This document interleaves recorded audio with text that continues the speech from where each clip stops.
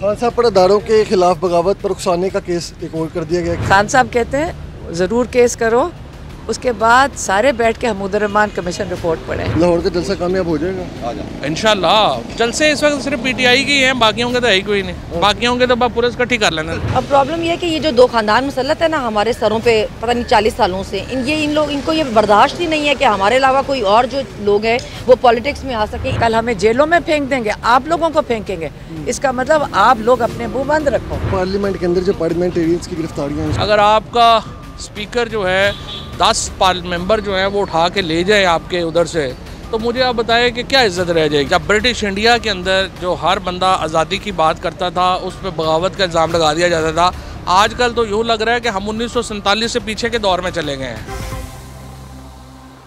अब प्रॉब्लम ये है कि ये जो दो खानदान मुसल्लत है ना हमारे सरों पे पता नहीं 40 सालों से, इनको ये बर्दाश्त ही नहीं है कि हमारे अलावा कोई और जो लोग हैं वो पॉलिटिक्स में आ सके। इनके मुताबिक ये जो सारी सियासत है या पाकिस्तान है वो इनकी ज़ाती जागीर है, इनके घर की कोई लौंडी है या इनके बाप और ये जो इनके ख़ानदान है, माँ बाप भाई बहन बेटे चाचा भतीजे, सिर्फ ये लोग आ सकते हैं। इसके अलावा अगर कोई मिडिल क्लास उठ के या कोई आम आदमी उठ के कोशिश करेगा तो हम उसको इस तरह करेंगे कि वो दोबारा कभी सोचे ही ना, और आम लोग कभी सोचे ही ना इस तरफ आने के बारे में। हम उनको ऐसे निशाने इबरत बनाएं कि हम ये लिखें यहाँ पे कि जी जो सिर्फ जिसका बाप वज़ीर आज़म है सिर्फ वही पॉलिटिक्स कर सकती है, अगर नहीं करेंगे तो हम पूरा खानदान इस तरह ही खवार कराएंगे। वो भारी मार्जिन फॉर्म 47 पे बना होगा ना, फॉर्म 45 पे नहीं बना होगा। फॉर्म 45 पे जो भारी मार्जिन है वो अवाम ने पीटीआई को ही दिया होगा, तो ये वही हुआ है जैसे पहले हुआ फॉर्म 45 और फॉर्म 47। अभी फ़िलहाल जो चल रहा है यहाँ पे, लोग तो घरों से निकलते हैं वोट भी देते हैं, मगर जो पहले से फॉर्म तैयार हुए हैं उनको शर्म आनी चाहिए। लोगों के मैंडेट पे आप इस तरह डाका डालते हैं, लोगों का हक छीनते हैं, फिर आप कहते हैं नफरतें बढ़ रही हैं, तो इस तरह मोहब्बतें तो नहीं बढ़ने लगी। खान साहब ने भी कहा कि अली अमीन गंडापुर साहब जो है वो जोश खिताबत में कुछ ज़्यादा ही बोल रहे हैं। ज़्यादा देखिए वो खान साहब का हम एहतराम करते हैं उसका। खान साहब तो हमेशा आपको पता है हर चीज़ में लिहाज करते हैं। खान साहब पे तो हमेशा पर्सनल अटैक हुआ, उनकी फैमिली पे अटैक हुआ, उन्होंने जवाब में कभी इस तरह लोगों पे ऐसे अटैक नहीं किया हुआ। अगर आप जर्नलिस्ट होकर बैठ के टीवी पे बोल सकते हैं कि जी ये तो ख़त्म शुरू हो गई और पार्टी क्रॉस लग गया, कांटा लग गया, रावी ऐसा चैन लिख रहा है। अभी मैं देख रही थी वो दो लोग बैठे आपस में बात करते कि जी इनको ऐसी मार पड़ने लगी है, डंडा चलने लगा है, इन पर ये होने लगा है। तो जब आप जर्नलिस्ट होते हुए ऐसी बातें छोड़ सकते हैं, ऐसी शुल्डियाँ छोड़ सकते हैं, तो फिर जब आपका नाम लिया जाएगा, आप पे बात की जाएगी, तो फिर अपनी बारी भी हौसला रखें। देखिए हर किसी को आपको किसी की फीलिंग का एहतराम करना चाहिए। जब आप हमारे लीडर पे बातें करेंगे, आप उसको बोलेंगे कि जी ख़त्म शुद्ध था तो ऐसे था, आप जज तो नहीं लगी हुई या आपको बंदे गिनने के लिए तो नहीं बिठाया अब हमने ना, आपका काम ये तो नहीं है बंदे गिने। अगर आप बैठ के यही बातें करेंगे लिखना कोई नहीं, जलसे में इतने बंदे थे इतने बंदे नहीं, फिर जब आपको जवाब मिलेगा उसके बाद फिर आप साफ़ी ना बन जाए, फिर आप बायस ही रहें जिस तरह पहले रहते हैं। खान साहब पर अदारों के खिलाफ बगावत पर उकसाने का केस एक और कर दिया गया, क्या कहेंगे?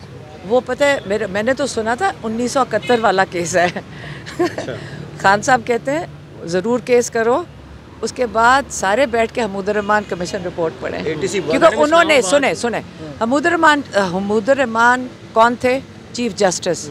जो कमीशन थी कौन थी? पाकिस्तान के सारे चीफ जस्टिस मिलकर उन्होंने वो रिपोर्ट लिखी है। वो पाकिस्तान का एक कानूनी रिपोर्ट है, वो इमरान खान ने नहीं लिखी हुई। तो आप सिर्फ वो, अगर इमरान खान उसमें से कुछ बोलेंगे तो आप मुझे बता दें कि वो कैसे गद्दारी के ज़माने में आता है। इमरान खान ने ये कहा है कि अब वक्त आ गया है कि आप अपनी आज़ादी के लिए खड़े हो जाएं, और हम क्या कि आज हमारे साथ हमें फ़िक्र हो रही है। इमरान खान पैगाम ना भी दे तो जो हम आज कल हालात देख रहे हैं, जब हम कोर्ट में आते हैं क्या हो रहा होता है, वो आईजी की मर्ज़ी है ना आए, हालांकि कानून के नीचे है, वो कानून के ऊपर नहीं है। लेकिन कौन है ये थोड़े से लोग जो समझते हैं कि हम कानून के ऊपर हैं। आईजी जवाब देना पसंद ही नहीं करता, जज को धमकियां दे के जज कह रहे बुलाओ उसको आईजी को, आईजी फिर भी नहीं आया।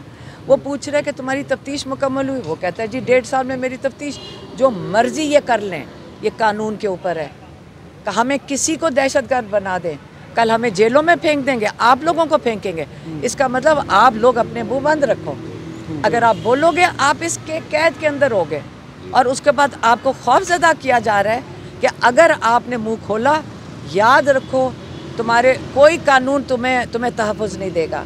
और जो आईजी वगैरह उनको मुकम्मल तहफ़्फ़ुज़ है, वो कानून लाकानूनियत में लेकर जा रहे हैं।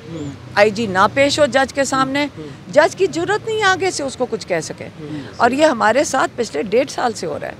तो इसका मतलब है कल क्या होगा आपके साथ और हमारे साथ, सबके साथ हो रहा है। ये हम अवाम हैं, ये इमरान खान के साथ सिर्फ नहीं हो रहा। इमरान खान इसलिए कह रहे हैं अपनी आज़ादी के लिए निकलो। आप इस वक्त बड़ी मुश्किल हालात में है पाकिस्तान। आपकी जमहूरियत के ऊपर जो अटैक हुआ है ये दुनिया देख रही है, शौक में चले गए हैं कि आजकल सुना कि आप अबडक्ट कर लें आपके लोगों के नुमाइंदों को।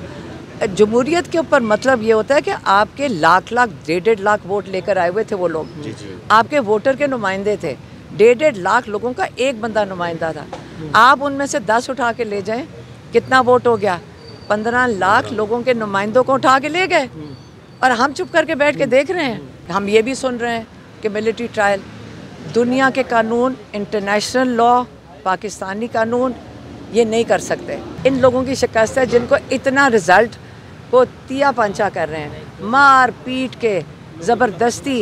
ये किसका? इमरान खान का वोट नहीं चोरी कर रहे, ये आपका वोट चोरी कर रहे हैं। खान साहब को के ऊपर एक और जो है वो केस किया गया इदारों के खिलाफ बगावत पर उकसाने के लिए, इस पर क्या कहें?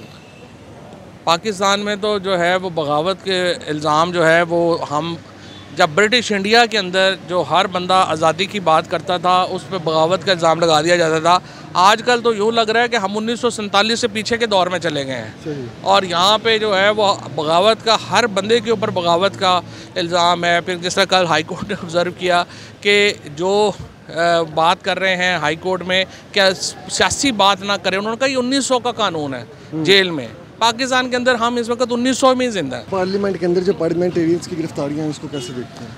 देखें ये अलमिया है। मैं यही स्पीकर साहब जो है एक ऑनरेबल आदमी हैं, अगर आपका स्पीकर जो है 10 मेंबर जो हैं वो उठा के ले जाए आपके उधर से, तो मुझे आप बताएं कि क्या इज़्ज़त रह जाएगी। देखें पाकिस्तान के अंदर जो आइनी तरमीम हो रही है ये पर्सन स्पेसिफिक है।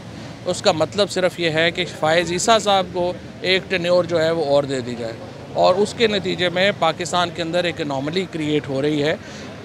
बाकी सारे मंसूर अली शाह साहब हों, बाकी हों, वो एक टेन्योर करेंगे जितनी उनका बनता है। इनको आप 3 साल और दे देंगे। सो वो खुद कहते हैं जी मैं पर्सन स्पेसिफिक नहीं लूँगा तरमीम, तो पर्सन स्पेसिफिक ही तो हो रही है।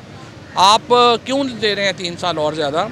और इस वक्त लोगों को अगवा करके आप अपने नंबर पूरे पार्लियामेंट से अंदर से उनकी बीवी बच्चों को अगवा करके बर्बरियत फस्तायत से आप नंबर पूरे कर रहे हैं। खुद भी कुछ शर्म होनी चाहिए। उमर यूब साहब ने मुतालबा किया कि इसके केस पर जो है वो इंक्वायरी होनी चाहिए। क्या लगता है शहबाज शरीफ साहब जो है वो इस पर करेंगे? जो पार्लियामेंट स्पीकर साहब को चाहिए ना इंक्वायरी करना। स्पीकर ने इंक्वायरी करनी है, उन्होंने कमेटी बना दी है। अरे हर बंदे को पता है कैसे हुआ है, क्या हुआ है। इन लोगों को इज्जत बहाल करें, पार्लियामेंट की इज्जत बहाल। खान साहब ने कहा कि गंडापुर साहब जो है जोशे खिताबत में कुछ ज़्यादा ही बोल गए।